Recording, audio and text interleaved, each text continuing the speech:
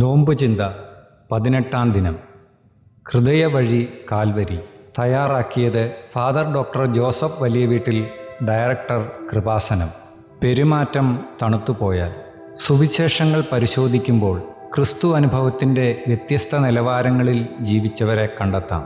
അവരുടെ പെരുമാറ്റങ്ങളെ നിരീക്ഷിച്ചാൽ മാത്രം മതി. നമ്മുടെ പെരുമാറ്റവും ആധ്യാത്മിക വളർച്ചയും തമ്മിൽ ബന്ധമുണ്ട്. ഉദാഹരണത്തിന്, ഈശോ വന്നപ്പോൾ ഇരുന്ന സ്ഥലത്തു തന്നെ ഇരുന്ന ശിഷ്യന്മാരെ കാണുന്നുണ്ട്. അവർ വളരെ സാവധാനമാണ് ഈശോയുടെ വരവിൽ പ്രതികരിച്ചത്. അതിൽ ഒരാളാണ് ലാസറിൻ്റെ പെങ്ങൾ ബെഥനിയിലെ മറിയം. ലാസർ മരിച്ചിട്ട് 3 ദിവസം കഴിയുമ്പോഴാണ് ഈശോ അവരുടെ വീട്ടിലേക്ക് വരുന്നത്. തൽക്ഷണം മർത്ത ഓടിച്ചെന്ന് ഈശോയെ എതിരേറ്റു. പക്ഷേ സുവിശേഷം പ്രത്യേകം പറയുന്നു, മറിയം വീട്ടിൽ തന്നെ ഇരുന്നതേയുള്ളൂ. യോഹന്നാൻ 11:20 യേശു വരുന്നുണ്ടെന്ന് കേട്ടപ്പോൾ മർത്ത ചെന്ന് അവനെ സ്വീകരിച്ചു. എന്നാൽ മറിയം വീട്ടിൽ തന്നെ ഇരുന്നു. ഇതുതന്നെയാണ് യോഹന്നാൻ്റെ കാര്യത്തിലും സംഭവിച്ചത്. തിബേരിയസിൻ്റെ കടൽക്കരയിൽ യേശു വന്നു. ഇരുളിൻ്റെ അരണ്ട വെളിച്ചത്തിൽ അത് ഈശോയാണെന്ന് യോഹന്നാന് മനസ്സിലായി. അയാൾ അത് ഉച്ചത്തിൽ പറയുകയും ചെയ്തു, അത് കർത്താവാണ്. കേട്ട മാത്രയിൽ പത്രോസ് താൻ ഉടുത്തിരുന്ന മുണ്ട് വാരിച്ചുറ്റി കടലിലേക്ക് ചാടി. എന്നാൽ യോഹന്നാൻ ആ വള്ളത്തിൽ തന്നെ ഇരുന്നു.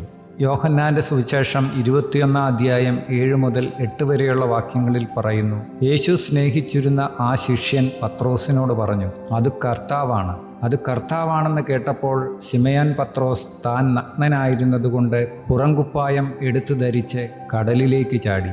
എന്നാൽ മറ്റു ശിഷ്യന്മാർ മീൻ നിറഞ്ഞ വലയും വലിച്ചുകൊണ്ട് വള്ളത്തിൽ തന്നെ വന്നു. പക്ഷേ ഓടിയെത്തിയ മർത്തായ്ക്കും എടുത്തുചാടിയ പത്രോസിനുമാണ് ഈശോയുടെ ആദ്യ ദൈവാനുഭവത്തിന് അവകാശം ലഭിച്ചത്.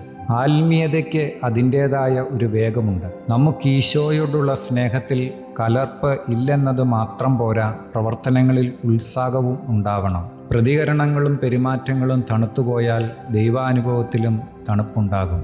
അതേസമയം തിരക്കിട്ട് വന്ന് ഈശോയെ എതിരേറ്റ മർത്തയോട് ഈശോ പറയുന്നത് നോക്കൂ. യോഹന്നാൻ 11:25 യേശു അവളോട് പറഞ്ഞു, ഞാനാണ് പുനരുത്ഥാനവും ജീവനും. എന്നിൽ വിശ്വസിക്കുന്നവൻ മരിച്ചാലും ജീവിക്കും.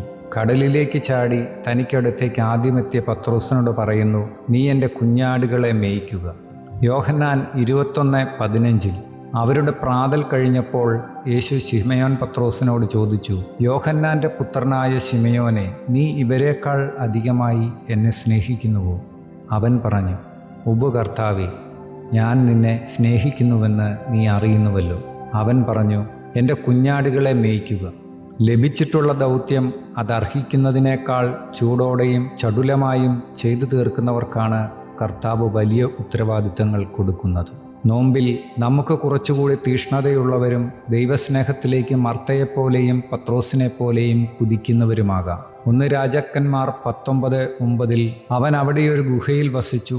അവിടെ വെച്ച് കർത്താവിൻ്റെ സ്വരം ശ്രവിച്ചു, ഏലിയ, നീ ഇവിടെ എന്തു ചെയ്യുന്നു? ഏലിയ ഉത്തരം പറഞ്ഞു, സൈന്യങ്ങളുടെ ദൈവമായ കർത്താവിനെ പ്രതിയുള്ള തീഷ്ണതയാൽ ഞാൻ ജ്വലിക്കുകയാണ്.